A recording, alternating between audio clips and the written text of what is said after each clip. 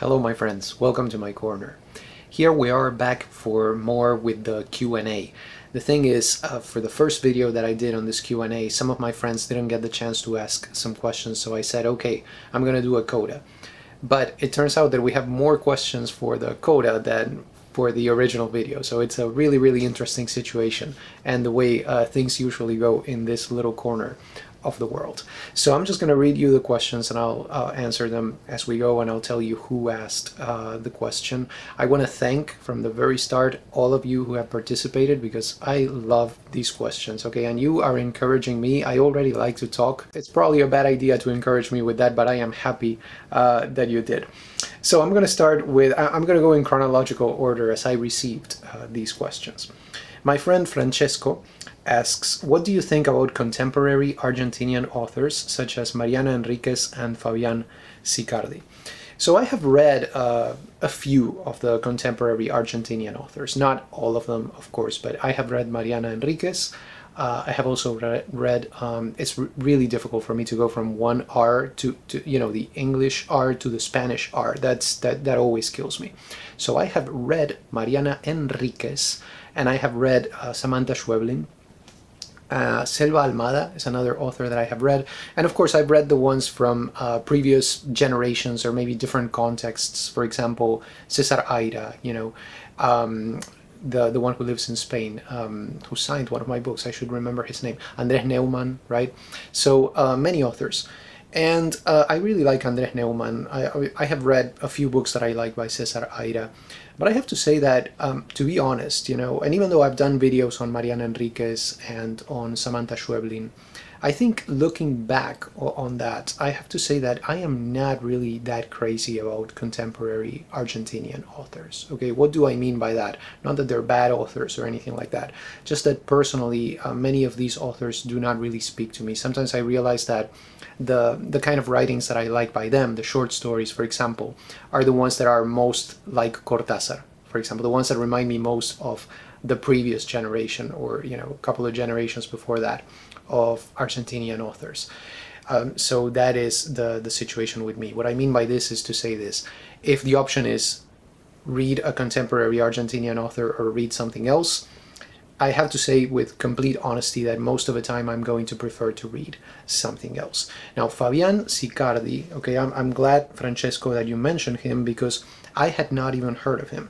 And I looked him up, and it turns out that I am quite interested in his books. The thing is, they're pretty expensive to get here where I am. Unless, of course, I go with, the Kindle version, but I don't want to do that. I'm old school. So I am going to check him out, and if I like his work, I'll definitely share my thoughts on that with you.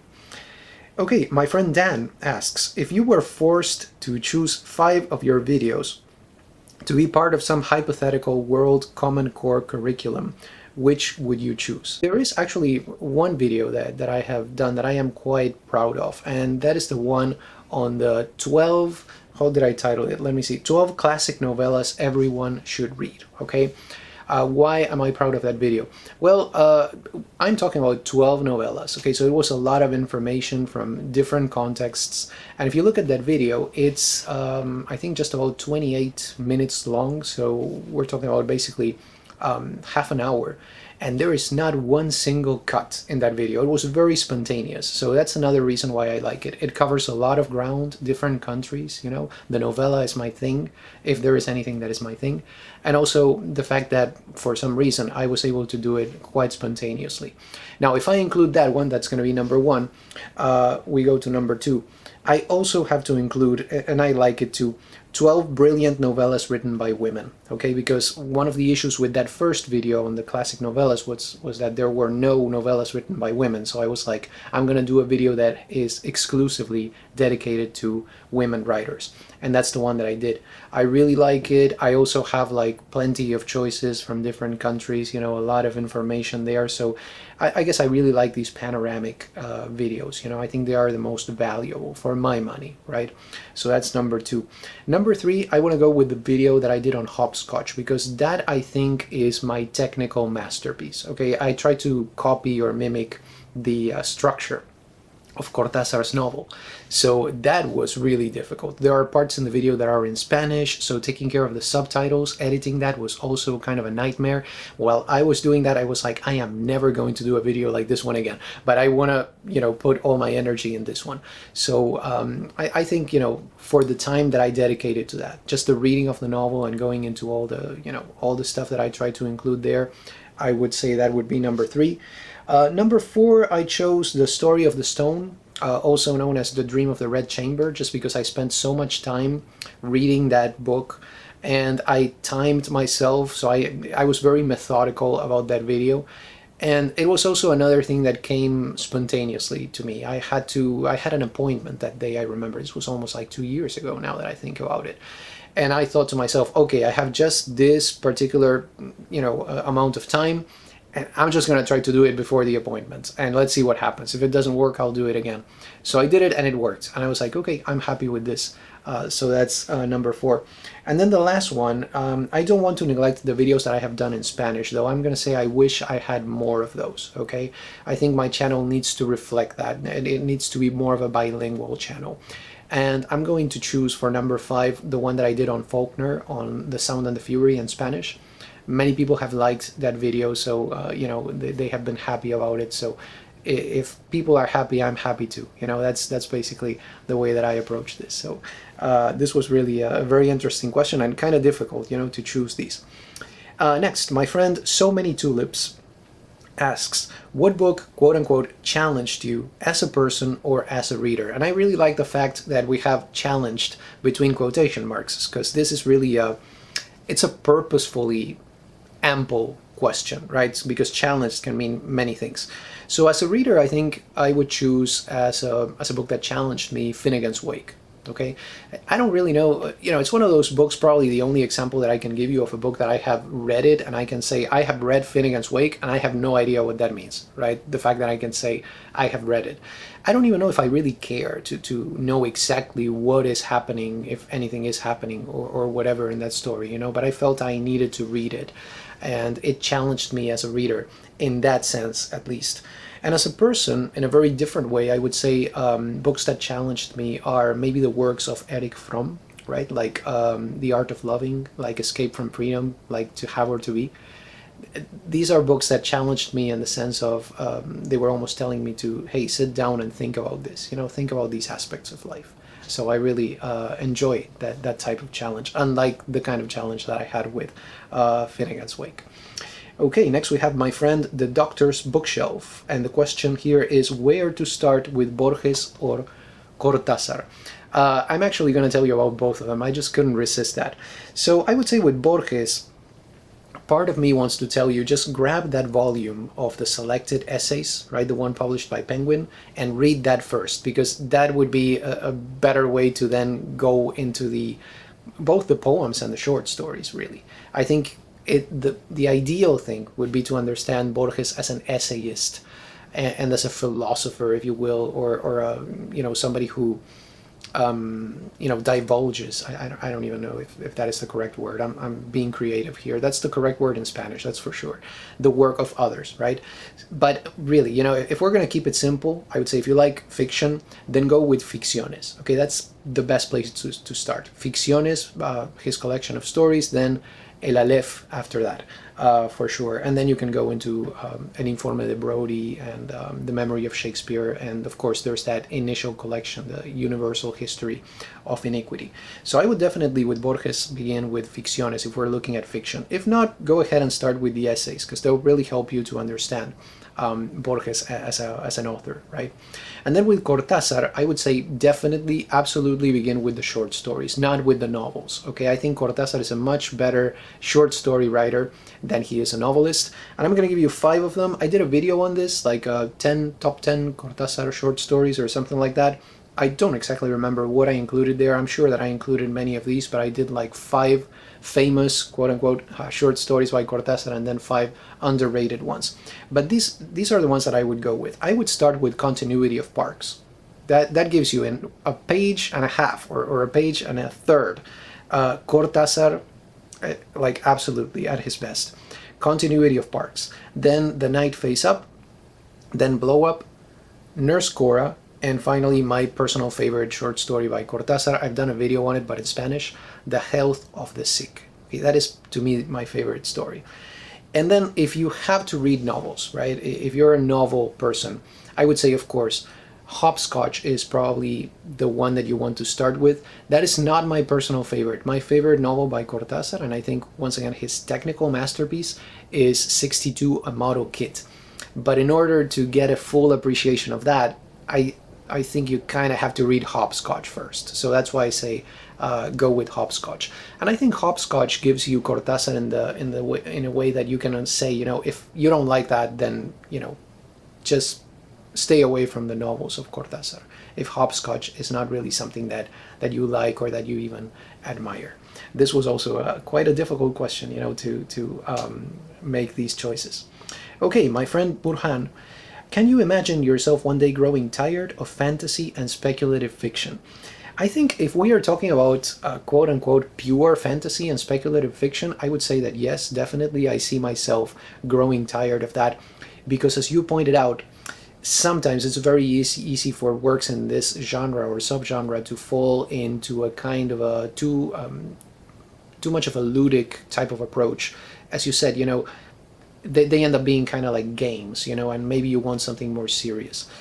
I personally read the type of fantasy or speculative fiction that is called literary. So, Borges and Cortázar, and there's a lot of philosophy behind that. So in that sense, it's a little bit more difficult for them to be a mere artifice, even though Cortázar saw the act of writing as a ludic act. So I would say in that sense, I don't think I'm going to get tired, for example, of that type of fantasy, speculative fiction. These are very broad labels, as you know, so I don't think I'm ever going to get tired of Borges or Cortázar or even of magical realism. But the thing is, I wouldn't really see myself reading that all the time. And even though I like it very much, I have to be in the mood to read that. It's not all the time that I read that type of fiction. And sometimes I do feel that it gets old, so I totally understand where you're coming from with this question. Okay, next, my friend Ralph asked two questions, and they are maybe unrelated. I don't know, but let me read you the two questions, and then we'll go into the answers. Number one, how can I get better at chess? And number two, what is the meaning of life?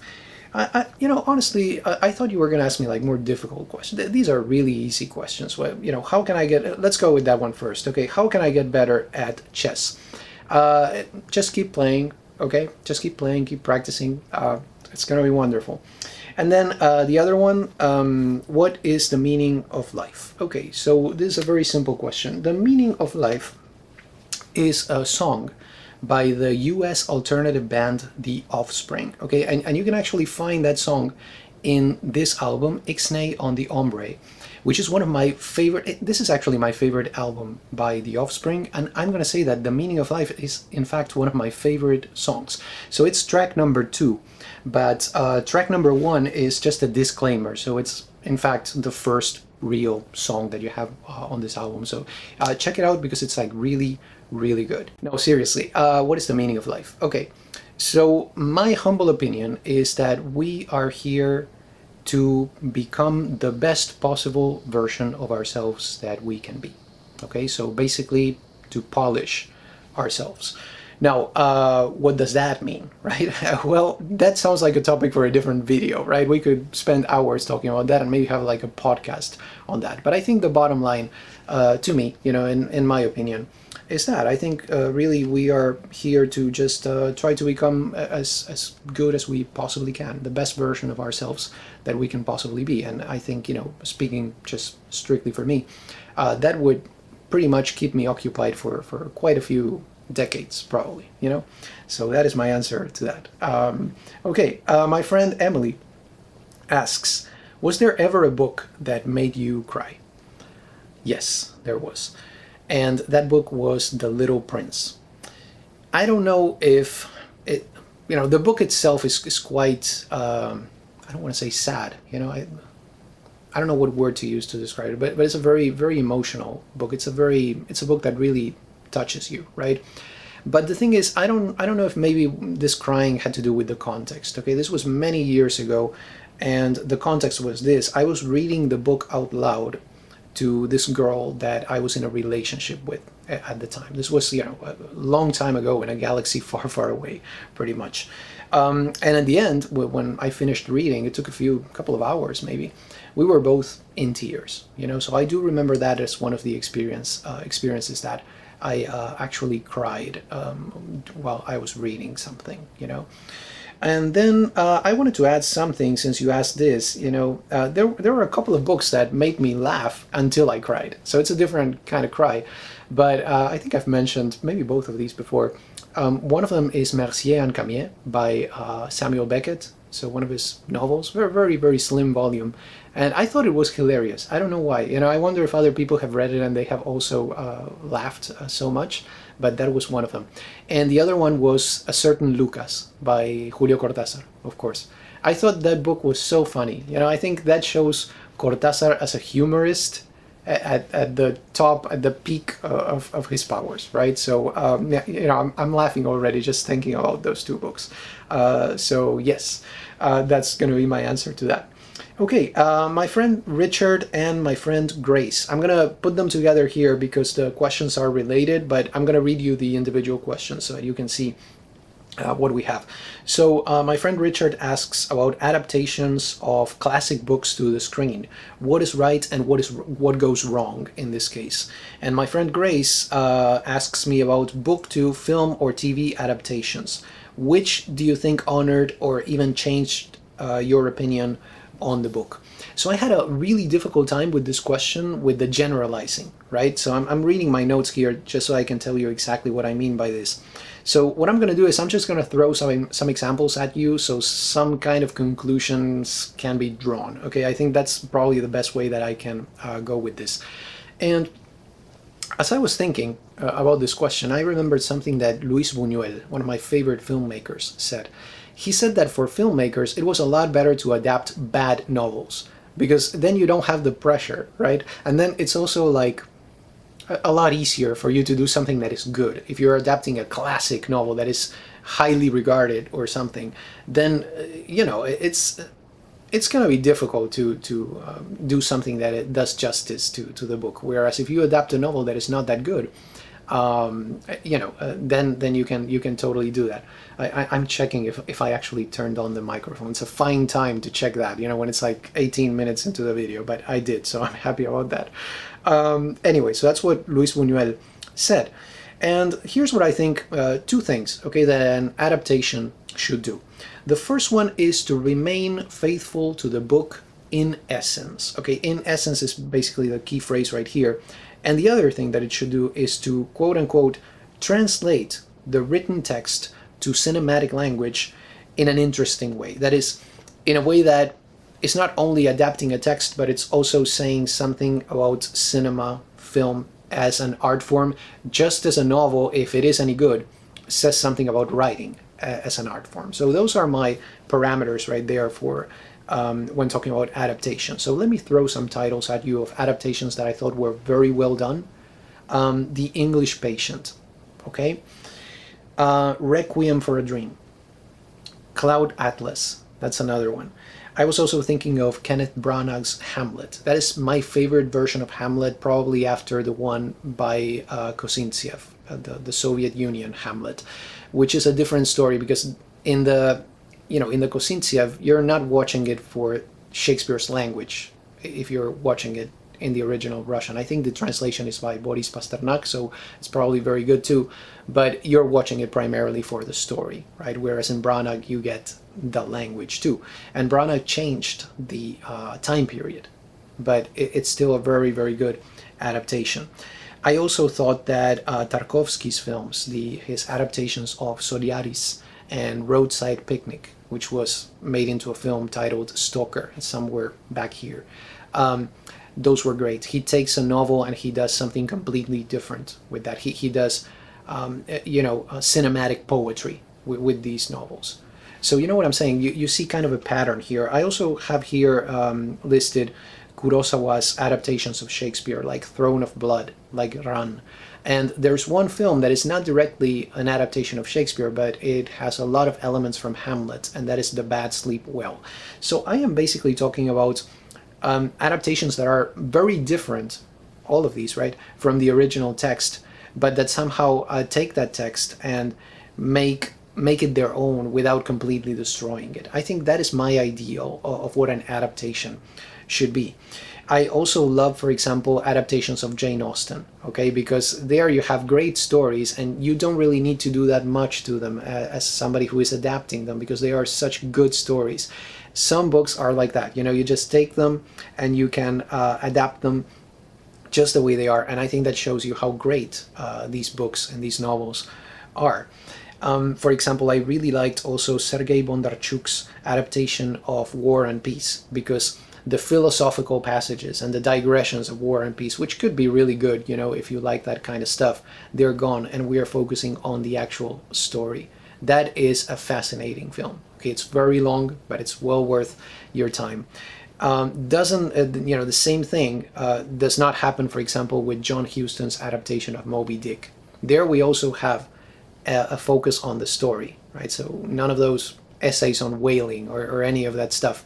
But I don't think it's a great film, but I don't think it's a great adaptation, because we are talking about something different there. The language of Melville, you know, just this idea, this impulse to completely exhaust the topic of whaling and tell you a story at the same time. So I think that's the best that I can do with this topic, you know, just to throw you some examples. And, you know, as I said, some conclusions can be drawn from that. So I hope that answers the question to a certain extent, or in a certain, you know, oblique way, if you will. And last but not least, I have my friend Kurt, who asked quite a, well, we have a few questions here, so we're going to go in the order that I received them. The first one is, which is the recommended way to read Rayuela or Hopscotch for the first time? Cover to cover, read only to chapter 56, or read it in Hopscotch order? I recommend reading it in Hopscotch order. Okay, I think that's definitely the way that I have always read it. And if you read, you know, up to chapter 56 only, I don't think you get a full idea of how innovative this work is, you know. And then on the other hand, if you read it from cover to cover, it's like you're missing the connections that exist between those chapters at the very end and the ones from the first two parts that they are supposed to precede or you know, to follow. So I think the best way to read it is following Cortázar's recommended Hopscotch kind of structure at the beginning. I think that's the way that he meant us to read it. And then you can say, you know, I have had the whole experience, and if you hate it, you can totally say that you have hated it. I know some people who have read up to chapter 56 and they didn't really like the novel. Now I've also I also know a lot of people who have read the entire thing in Hopscotch order and they didn't like it either. And I know people who haven't even read it at all and they're perfectly fine as far as I know, you know. So it's one of those texts, but this is a very, very good question. Next set of questions from my friend Kurt. Has there been a book that defeated you? One that was so difficult that you could not finish? If not, are there some that are intimidating? So let me tell you, I have the awful habit of remaining faithful to a book. So when I start something, I just do my best to finish it, you know. So it's really a bad habit that I have, because I have wasted a lot of time in my life because of that. But that's what I do. I like to say, okay, I started this book, I'm gonna finish it, just so that I can say I have had the whole experience, because otherwise I can't really judge the book if I haven't had that whole experience. There have been some books that defeated me, and then I went back to them and I read them and finished them. You know, that one example of that would be Finnegan's Wake. Finnegan's Wake is a book that I started many times, and one day I was finally able to read it. I think it was in the year 2022. So that would be an example of that.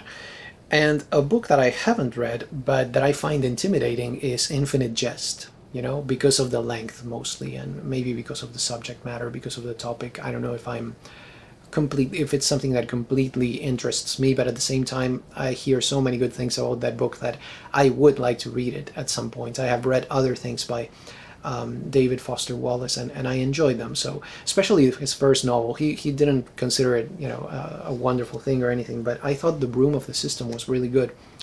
So I do need to read, Infinite Jest. So that is a book that I find intimidating.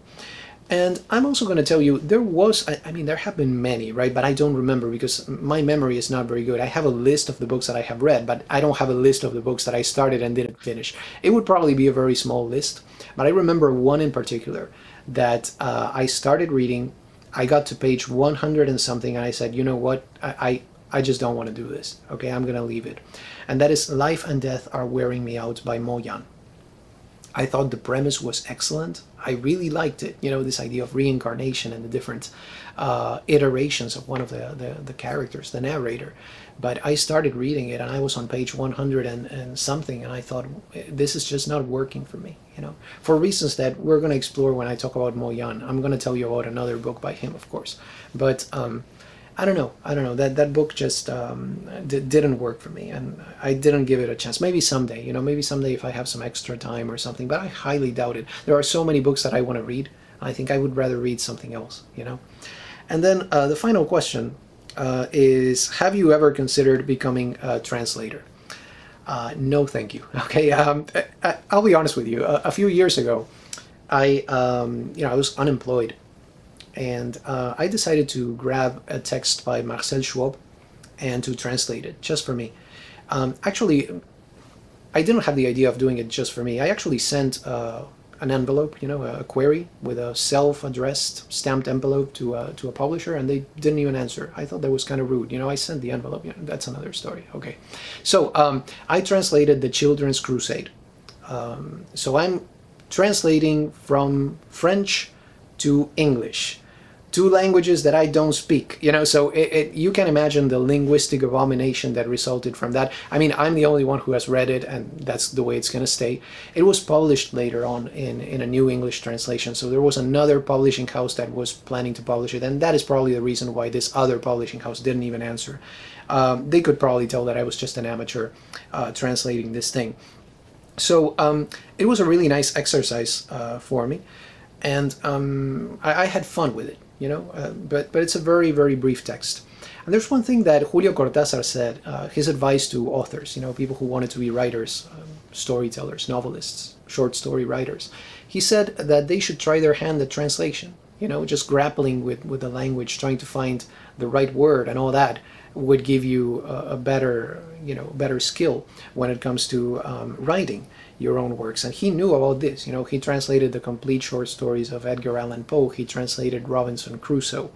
He translated The Man Who Knew Too Much by Chesterton and a few other texts too. So it's advice coming from somebody who knows. But I think in my case, personally, I think I would find translation quite frustrating. Okay, I'm too much of a perfectionist. I would always be looking for the exact right precise word, and sometimes that is not even an option when it comes to languages, because as you know, this is a very complex issue, and I live in a country and in a language that is not my native tongue. So it's like I deal with this on a daily basis, and that's why I know that it would be frustrating to me to dedicate myself, even if it was for a moment, to that as an occupation or as a task, because it's something that I kind of experience all the time. I feel like everything I say is a translation, because sometimes when I speak Spanish, because I live in English, right, in this language, sometimes I feel like my Spanish is also translated.